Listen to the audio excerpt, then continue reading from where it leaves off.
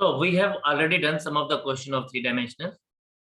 So we'll be starting up with question number 14 today. ये मैं बोल रहा है plane XOZ divides the line segment joining the points 1, -1, 5, 2, 3, 4 in the ratio lambda is to 1. Find the value of lambda. देखिए बड़ी simple सी बात है कि अगर हमारे पास कोई लाइन दी गई है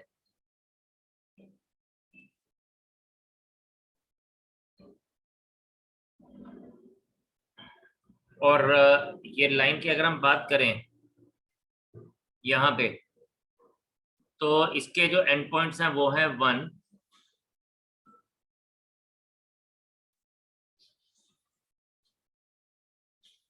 -1, 5 एंड 2, 3, 4.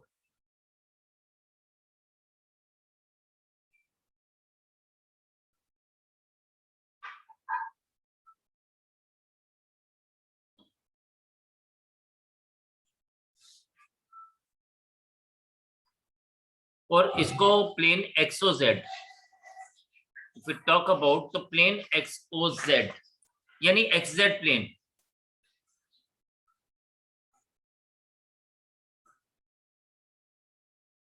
इसको प्लेन XOZ जो है वो λ/1 की रेशियो में डिवाइड करता है।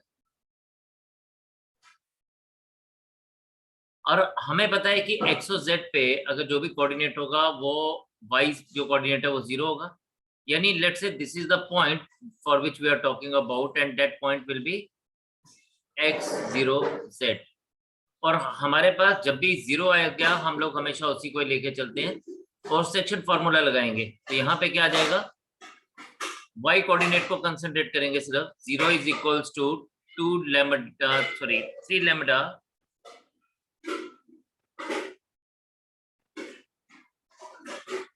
-1 अपॉन लैम्डा +1, एंड यहाँ पे हमारे पास क्या बन जाएगा, this gives us 3 lambda -1 equals to 0 और lambda is equals to 1/3. So we have got this answer, lambda की वैल्यू हमारी 1/3 आ गई. So it was very simple.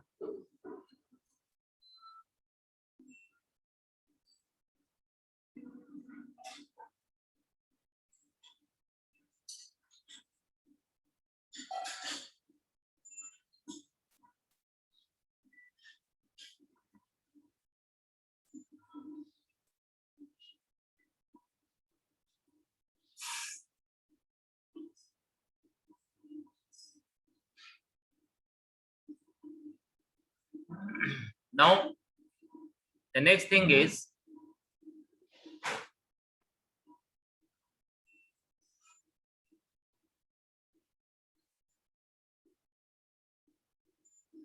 दो प्लेन्स गिवन है हमारे पास. What is the angle between the plane 2x - y + z = 6.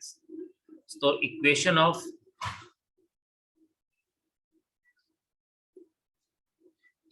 plane 1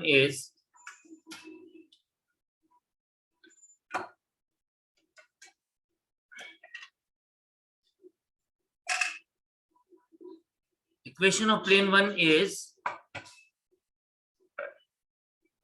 हमारे पास गिवन है 2x - y +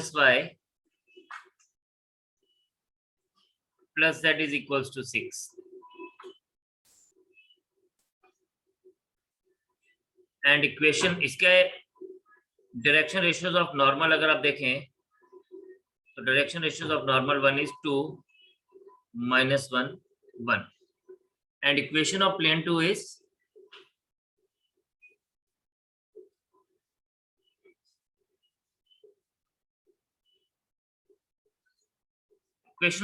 हमें गिवन है x + y + 2z = 3.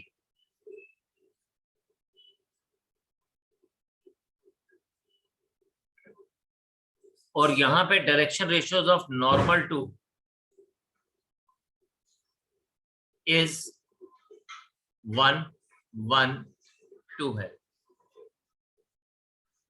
अब देखिए हमारे पास दोनों के डायरेक्शन रेशियोज ऑफ नॉर्मल आ गए और दो प्लेन्स का एंगल वही होता है जो उनके एंगल्स का, जो उसके नॉर्मल्स का एंगल होता है. तो नाउ हम लोग सिंपली क्या लिखेंगे, cos theta is equals to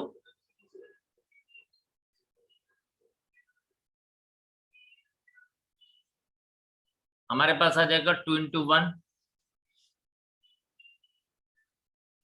minus 1 into 1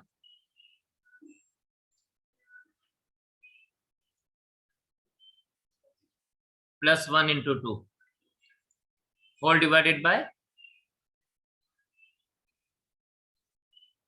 2 square minus 1 square plus 1 square into, very simple it is 1 square plus 1 square plus 2 square. तो आप देखें यहाँ पे cos थीटा क्या बन गया आपके पास, फिर cos theta is 2 minus 1 plus 2 whole divided by root 6 into root 6. So this is 3 upon 6. So that is equals to 1 upon 2. अब cos थीटा का वैल्यू हमारे पास 1 upon 2 है. This implies that theta is equals to pi by 3.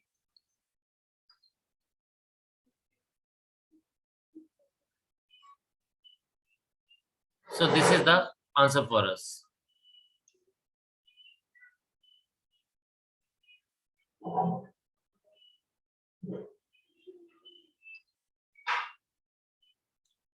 Now the next question is, ये हम लोगों को बोलता है what are the direction ratios of the line determined by the planes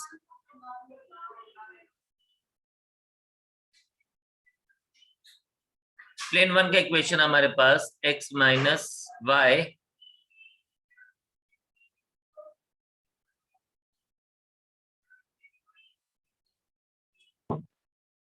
and plane 2 का इक्वेशन है x plus y minus z equals to 3. अब ये हमें बोल रहा है determine the direction ratios of the line determine by the planes. अब ये दो प्लेन्स हैं और इनका कहता है determine by these two planes. Basically हमसे क्या बोल रहा है, ये बोल रहा है कि जैसे दो लाइन जो है, दो लाइंस जो है हम उसको अगर ज्वाइन करें, दो प्लेन्स को ज्वाइन करें, suppose one is this plane blue plane and one is this plane, तो जो इनका ज्वाइन है ना, इनका ज्वाइन इज दिस लाइन, ये वाली line. This is the line which is joining these two planes. If you see here, so this is the line which is joining these two planes. जब हम इन दो planes को join करेंगे और ये जो लाइन है इसका जो डायरेक्शन रेशियोज होगा वो दोनों प्लेन का क्या करेगा. अब आप देखें नो, यहाँ पे जो लाइन है और जो यहाँ पे लाइन है, that line lies on both the planes. ठीक है, ध्यान से समझना है बात. that line lies on both the planes. ठीक है, तो हमारे पास क्या होगा, हमारे पास यहाँ पे, हमारे पास यहाँ पे जो लाइन होगी, ध्यान से समझना भी है जो मैं बोलने वाला हूं. The line determined bye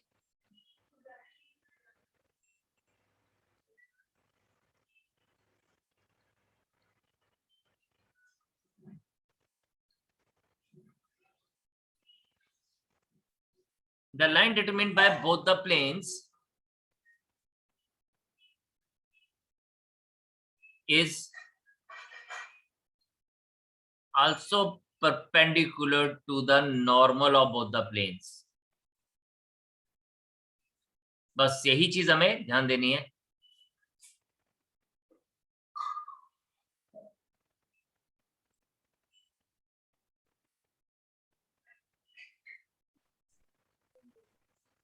right अगर ये बोथ द प्लेन्स को ये अगर परपेंडिकुलर है तो हमारे पास क्या होगा, नॉर्मल का डायरेक्शन रेशियोज. अब देखें डी आर ऑफ नॉर्मल 1 अगर हम देखें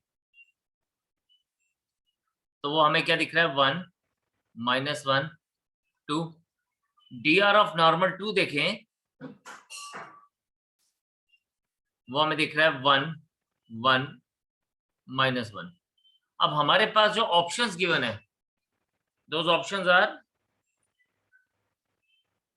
-1 3 2 -1 -3 to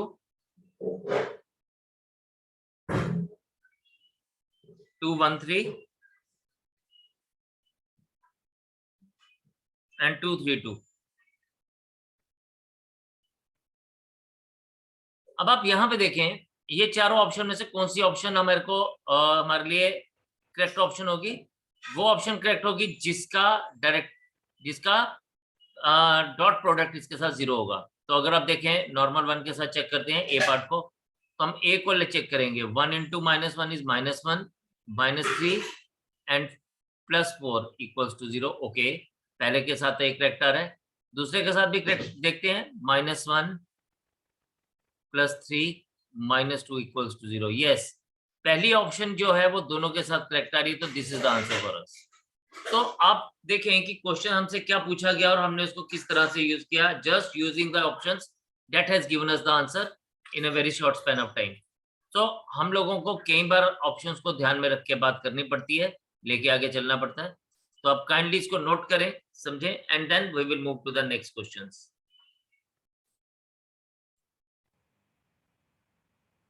Okay, now question number 18 is very easy. What is the number of planes passing through 3 non-collinear points? आपने ना एक बात हमेशा याद रखनी है, there is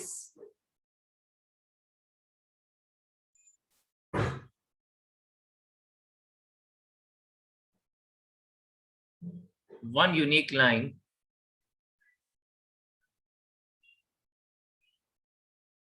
which passes through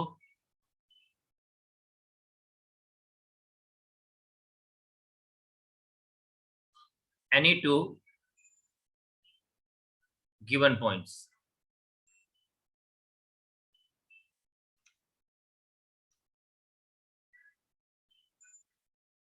And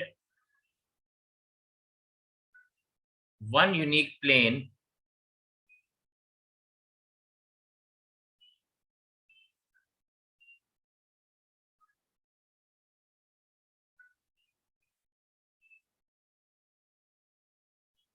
passes through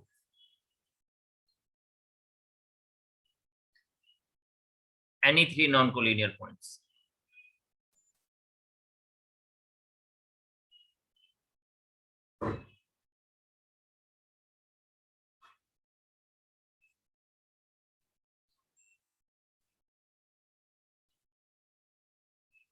तो रिमेंबर दिस। तो हमारे लिए यहाँ पे आंसर हमारे पास क्या आएगा? Answer will be 1। So we don't have to, बस ये कंसेप्चुअल है, तो थोड़ा सा इसको अपने हमेशा ध्यान रखना है।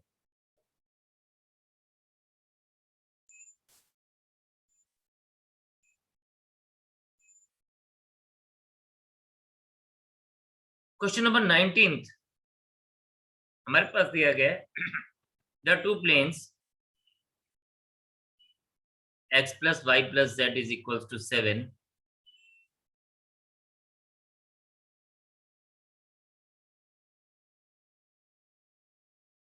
and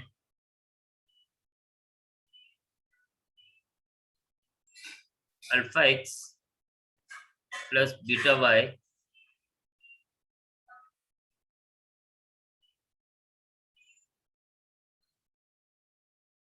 plus gamma z is equals to 3.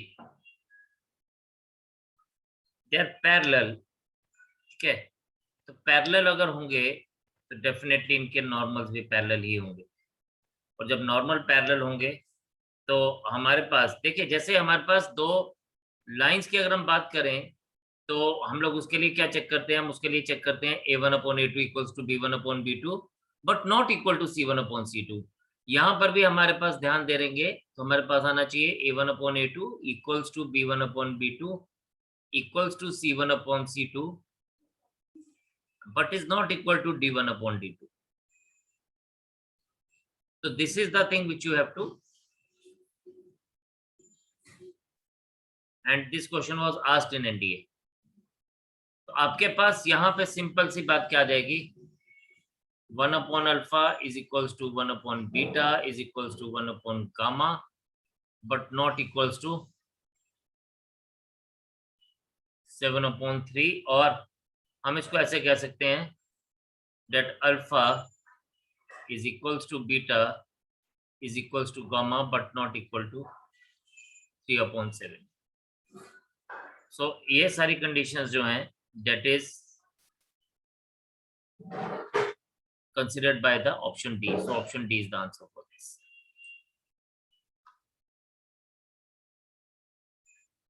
बस ये जो बेसिक कंसेप्ट है आपको इसी को ही ध्यान रखना है. The next is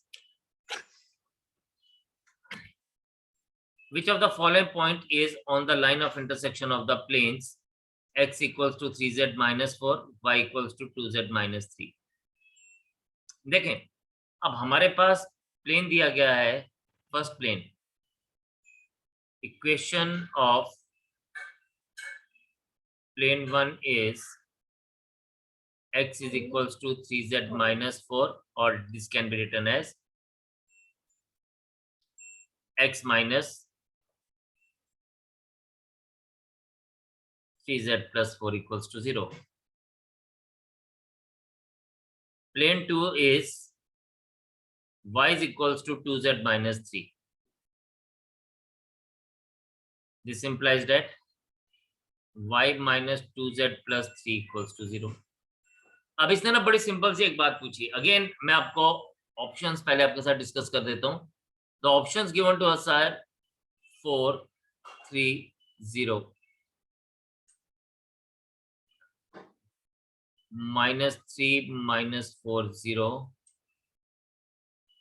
3 2 1 and -4 3 0.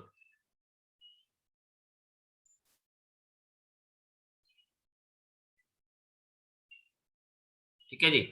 अब इसने सिंपल सी बात सिर्फ इतनी सी पूछी कि यहाँ पे किस पॉइंट को मैं लेके ये बात कर सकता हूँ. Again the points, the option given to us here is lying on both the planes, so it must satisfy both the planes. So it must satisfy plane 1, it must satisfy plane 2. You just have to simply put this point in these two given equation, equation 1 and equation 2. आपने इसमें इसको substitute करके check करना है कि क्या ये इसको क्या करता है, सेटिस्फाई करता है कि नहीं करता है. सो आप अगर इसको देखें तो आप ऑप्शंस को यूज करेंगे and you will be getting your answer. Just try to do it and give me the answer for this. Again हमारे पास क्वेश्चन में पूछा गया है the coordinates of the point of intersection of the line. अब equation of line हमारे पास given है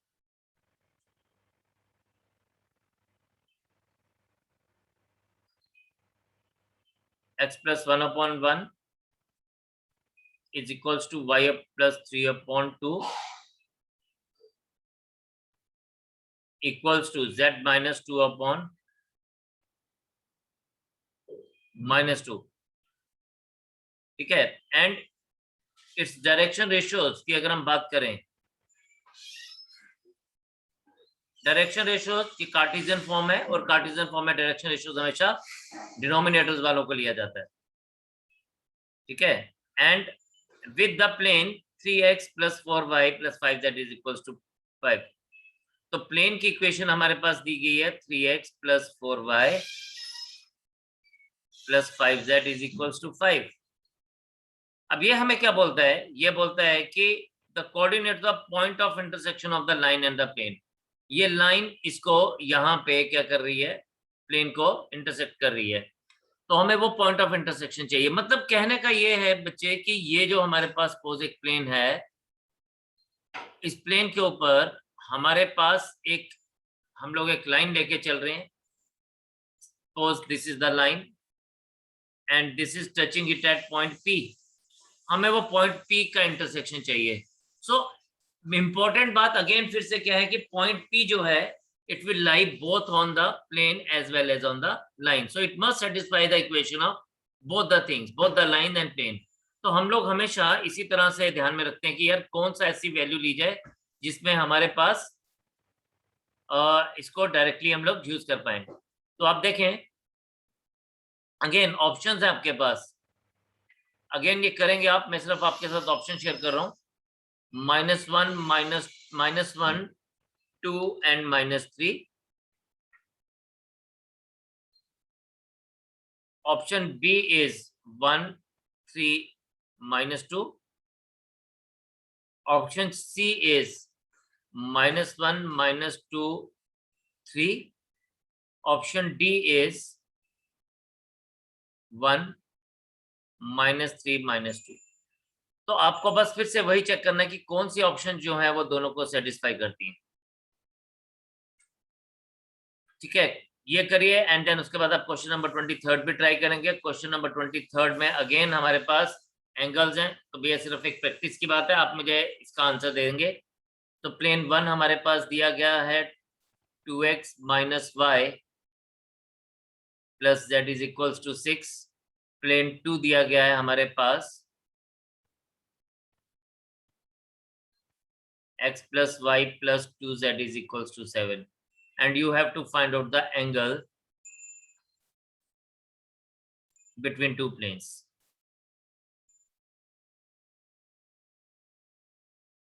आप शाबाश, ये दोनों क्वेश्चंस जल्दी से मुझे करके दीजिए and then we will move ahead with the things.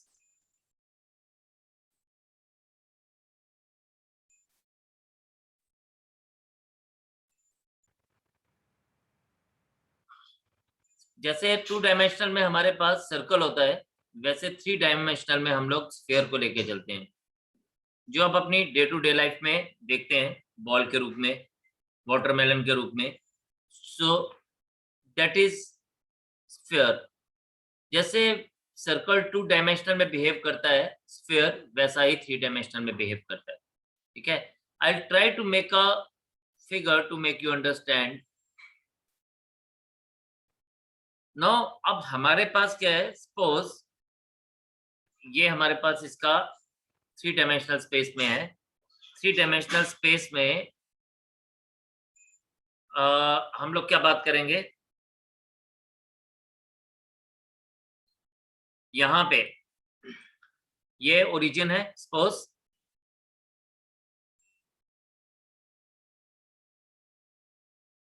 और ये O है, और then it is P x y, या हम इसको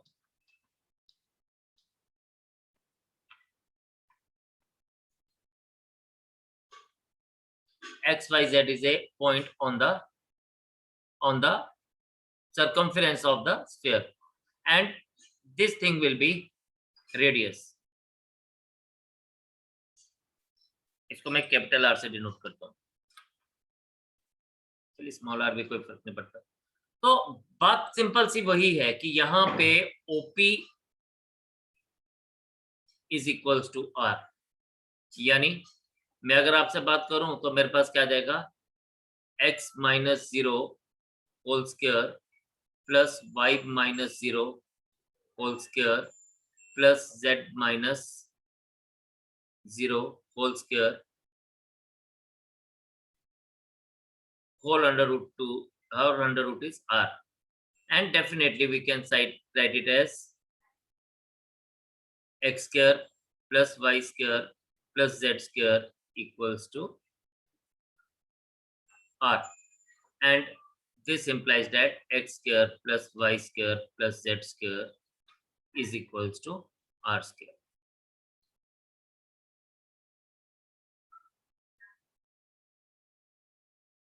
So this is the equation of sphere when center is at origin.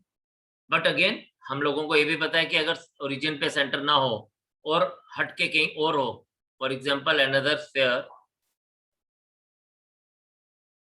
ये हमारा स्फीयर है एंड इसका सेंटर हम ले रहे हैं एच जी के, अगेन इसको मैं वो से डिनोट कर रहा हूँ और ये पी से आ जाएगा, वही एक्स वाई जेड एंड वही आर विल बी देयर। तो हम इसको क्या लिखेंगे, we will be writing it as कि यार again OP is equals to R, no doubt about it, but इस बार हमें थोड़ा सा और कॉन्शियस रहना पड़ेगा, तो we will be writing it as x minus h whole square plus y minus g whole square plus z minus k whole square is equals to again अगर मैं अंडर रूट लेता हूं तो इक्वल्स टू आर आ जाएगा, और अगर square root लेता हूं तो इक्वल्स टू आर स्क्वायर आ जाएगा. सो दिस विल बिकम, अगर मैं इन सबको ओपन कर दूं तो x square plus h square minus 2hx plus y square plus g square minus 2gy plus z square plus k square minus 2zk equals to r square. और इसको मैं थोड़ा बेटर लिखना चाहूं तो ऐसे लिख सकता हूं x square plus y square plus z square minus 2hx minus 2gy minus 2kz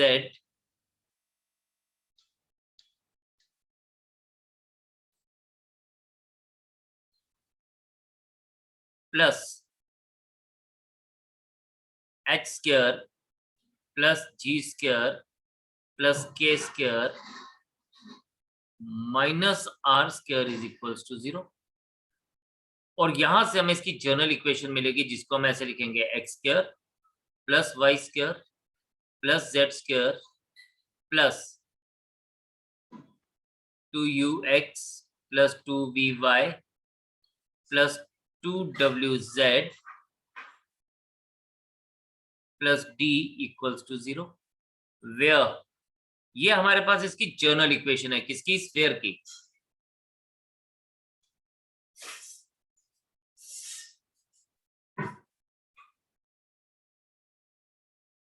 where u is equals to minus h, v is equals to minus g, and w is equals to minus k. अब यहां पे d is equals to क्या आ जाएगा? d is equals to हमारे पास आ जाएगा h square plus g square plus k square minus r square.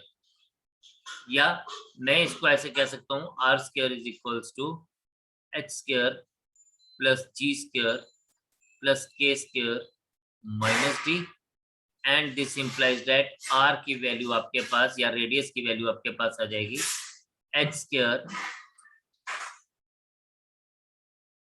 Plus g square plus k square minus d whole under root. अब बात आती है कि यार ये जो एच स्क्वायर या एच जी और के हमने कैसे फाइंड आउट करने हैं. बड़ी सिंपल सी बात है. h is half of coefficient of x, k is g is half of coefficient of y, and k is half of coefficient of z, और d जो है वो कांस्टेंट है. ठीक है, तो आप यहां पे लिख सकते हैं what is h. h is negative half of coefficient of x, and g is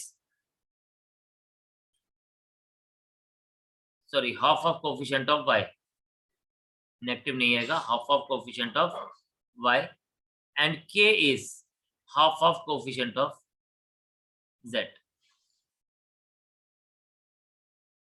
अब आपके पास ये जनरल इक्वेशन है, जैसे हम लोगों ने बात की, this is general equation of sphere.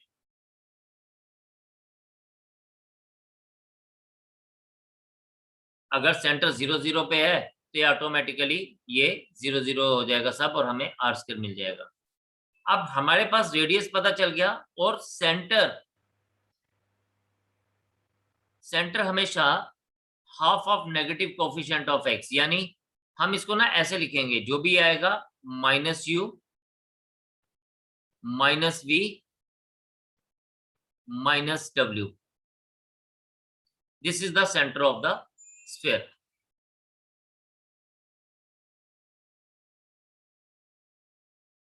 अब आपको इसमें ना ज्यादा डीप क्वेश्चंस नहीं पूछे जाते हैं. स्फीयर के ऊपर अगर हम बात करें तो स्फीयर में आपको दो ही तरह के क्वेश्चन पूछे जा सकते हैं. या आपको सेंटर गिवन होगा, रेडियस गिवन होगा, इक्वेशन ऑफ स्फीयर निकालने को बोला जा सकता है, ऐसा एक क्वेश्चन आ सकता है. या फिर आपको सेंटर ये इक्वेशन गिवन होगी, जनरल इक्वेशन की फॉर्म में गिवन होगा, और आपको उसका सेंटर और रेडियस निकालने को बोला जा सकता है। ठीक है, तो ये दो तरह के क्वेश्चंस ही होंगे, तो इस दोनों को आप नोट कर लीजिए and then we will move ahead. In the meantime आप इस सब चीजों को रिवाइज करिए, देखिए, समझिए and then see you tomorrow. Bye bye, take care and जय हिंद।